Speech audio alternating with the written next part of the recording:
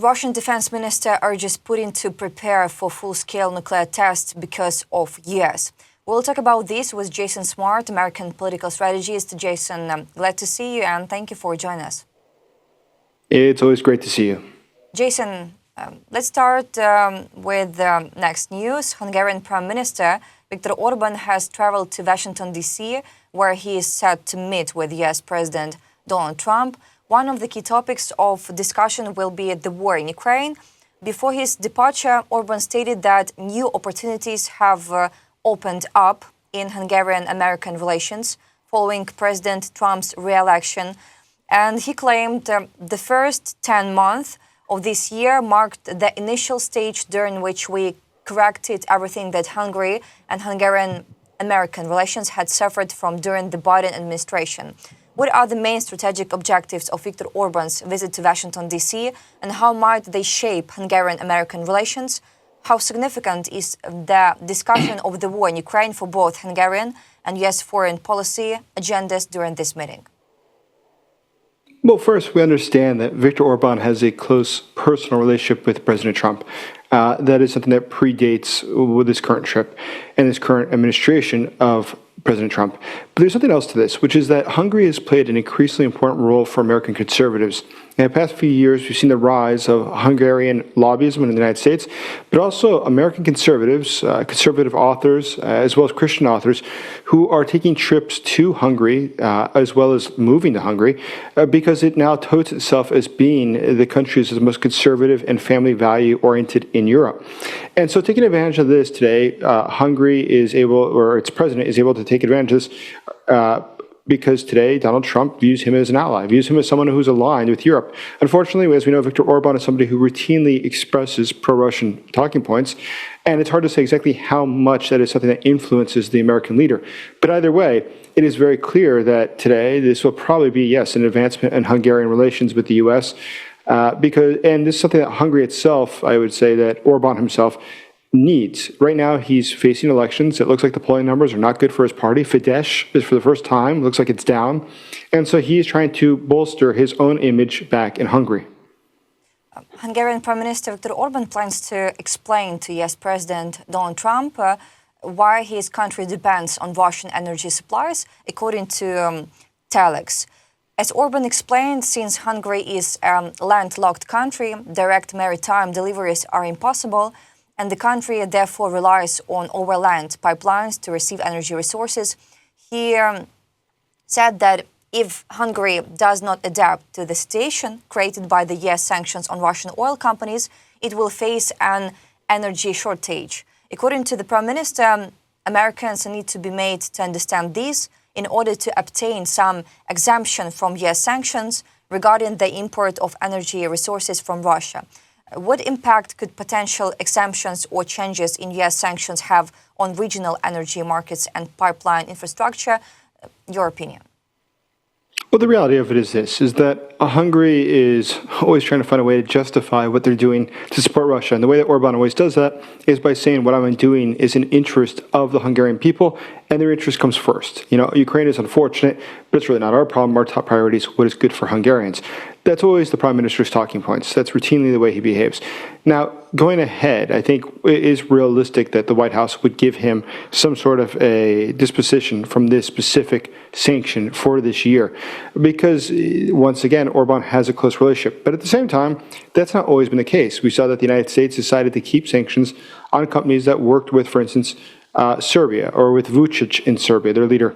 And that is a sign that the White House decided now it's out of second chances. It's out of the time of giving these companies the ability to keep cooperating with Russia, which I think really just speaks to the fact that President Trump is increasingly dissatisfied by how Vladimir Putin has treated these peace negotiations. Quite obviously, Putin is not serious about peace. I think it's, thank God, finally the White House is starting to understand that.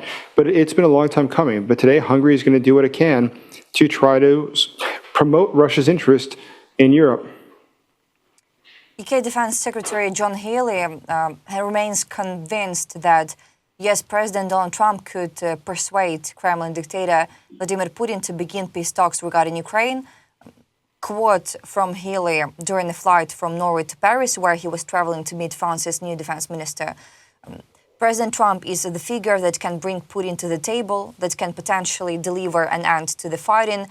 Healey stressed that the work of partners in the coalition of the willing is regularly refreshed so that we can genuinely feel we are ready at the point of peace whenever that comes to step in and help secure that.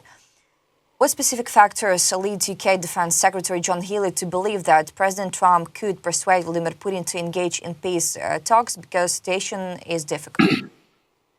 Well, I think that the reality is that most foreign leaders at this point would probably also say that simply because they don't want to upset Donald Trump. I don't know if it's necessarily a sign of good faith that they really believe that, or if it's simply because they know that Donald Trump has that objective and they don't wish to disagree with him publicly.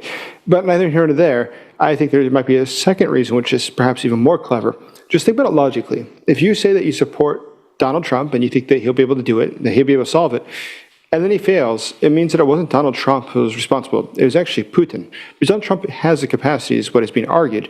And then that puts the blame on Putin. So if you're the UK and you'd like to see Donald Trump turn more against Putin, I think I'd phrase it just as the British have, because that's probably the most strategically wise way to try to get Trump closer to being on board with the right decision to back Ukraine and to stop the Putin regime.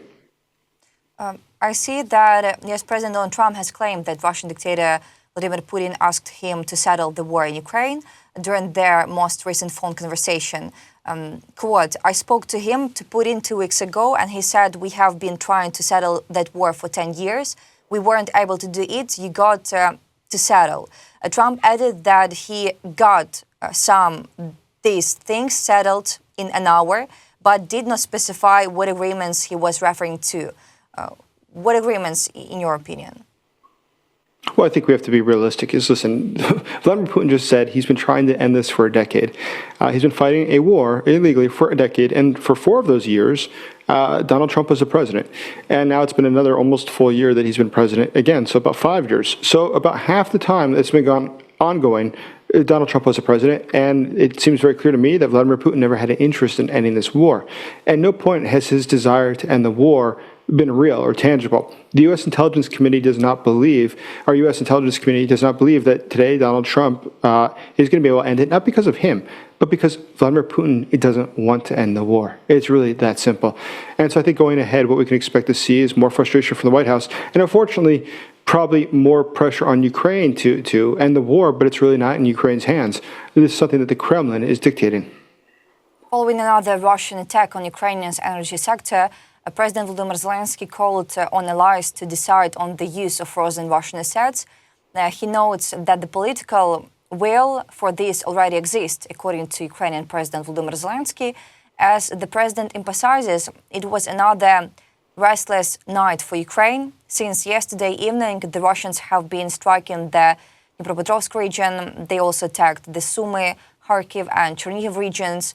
The targets are critical infrastructure. Zelensky notes that the continuation of Russian attacks indicates an insufficient level of international pressure on Moscow. What specific measures could allies take to utilize frozen Russian assets in support of Ukraine's defense and reconstruction efforts?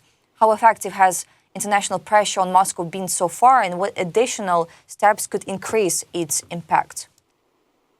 Well, I think realistically right now, the best thing that can happen is to give further arms to Ukraine and take off the limits, to not restrict how they're used, but to give the intelligence necessary to do more fine targeting within Russia, to hit not only the factories, not only the refineries, but to also go after the key players in Russia, to go after generals, to know in advance, which the Americans would know, when Russian senior military leaders will be meeting at a location or when they will be traveling.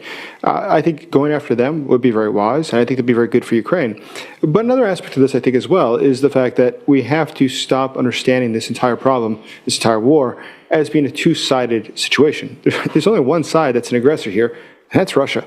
And so today, the best thing we could do is help Ukraine to defend itself by defeating Russia. Because if we don't defeat Russia and this war continues, we can expect that the Russians' barbarism will only get worse. It will not get better. So if we really want to see an end to the war, the best thing that can happen is to help Ukraine defeat Russia. About nuclear armed powers, the United States, Russia and China, the top 3 nuclear armed powers, have all test fired their intercontinental ballistic missiles. over the past year as the arms race among them looms, challenging global strategic balance and stability. The most recent ICBM test conducted by the US on Wednesday with the launch of an unarmed Minuteman III missile aimed to evaluate the weapon system's reliability, readiness and accuracy, according to the US Air Force Global Strike Command. How do recent ICBM tests by the US, Russia and China affect the current global strategic balance and perceptions of nuclear deterrence? What are the strategic objectives behind the US Air Force's Minuteman III test, particularly regarding reliability, readiness, and accuracy? Well, I have no doubt that the U.S. is ready and it's very accurate. What I would think is much more interesting, and we'll never probably know the real truth about, is how the Russians' tests are going. The Russians, every year a nuclear weapon takes millions of dollars to make sure that it's well taken care of, that it's well maintained, and that it'll work. The Russians have had about 35 years now since the collapse of the Soviet Union. We've noticed that their military has embezzled essentially all the money that came to it during the past quarter of a century. So today, will their nuclear weapons work and are they accurate? I would seriously doubt that. Just consider the fact of the amount of investment we've seen, what a disaster the military really is. Do you think that they're really spending the millions and millions necessary to test their weaponry to keep it up in the state-of-the-art fashion as the Americans would? I think it's very probable that they do not. But that's a secondary issue.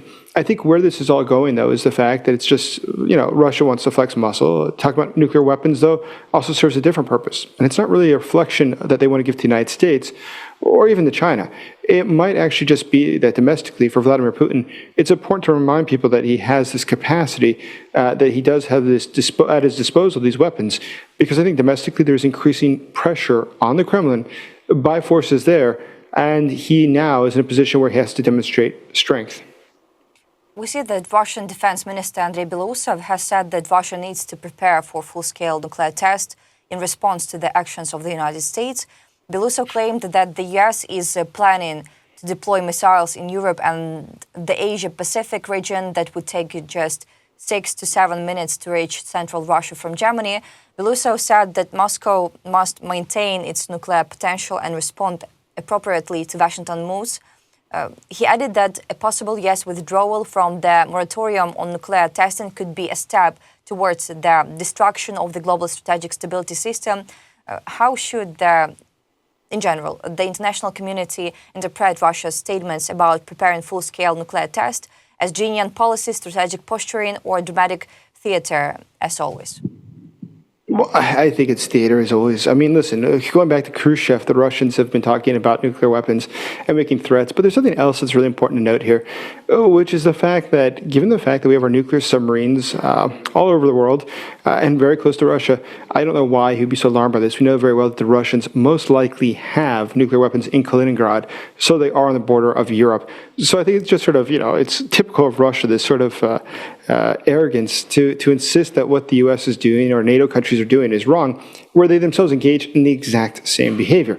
So I'm not worried about it at all. It's just typical posturing from the Russians, who always fall back on nuclear weapons when they're out of options. And today, they're increasingly out of options. How effective is nuclear intimidation as a tool for influencing US or NATO decisions, and does it risk backfiring? I think it's totally ineffective. And I think that it probably was actually in the previous administration. I mean, we did hear the White House, when Jake Sullivan was the head of National Security Council under Biden, routinely talk about the fear of escalation, that we had to stop escalation. And I think that was probably one of the most foolish and horrible things during that administration. Because the fact is this, is that Russia is always going to insist that they can escalate, that they will escalate. But we've seen during this war, despite all these threats, despite the fact that every couple of weeks, Dmitry Medvedev shows up to talk about destroying the West, they haven't done it yet. The reality is that this is all for show. This is all just a joke, and that's why this should not be taken seriously. And unfortunately, the Russians have learned that the West is very quick to get upset, to become concerned, and to respond with fear when it sees these things like the rocket test in Russia. But the reality of the matter is this, is that Russia today is a country that is a basket case. It's becoming increasingly destabilized. And for Putin to think that this is something that Donald Trump would react well to, I'm not a huge fan of the president by any means, of the U.S. president. That being said, I think that he does have a tendency, if somebody tells him, I'm going to do this, trying to intimidate him, he takes the other extreme. He doesn't back down. He might do something more extreme to make his point. And I think that's very realistic. And in this case, I think that it's going to be very difficult for the Russians to intimidate the Americans. And also about what is happening in the United States of America, the federal government remains shut down in what is now the longest shutdown in U.S. history. Many federal workers have missed their paychecks, including air traffic controllers who are working unpaid.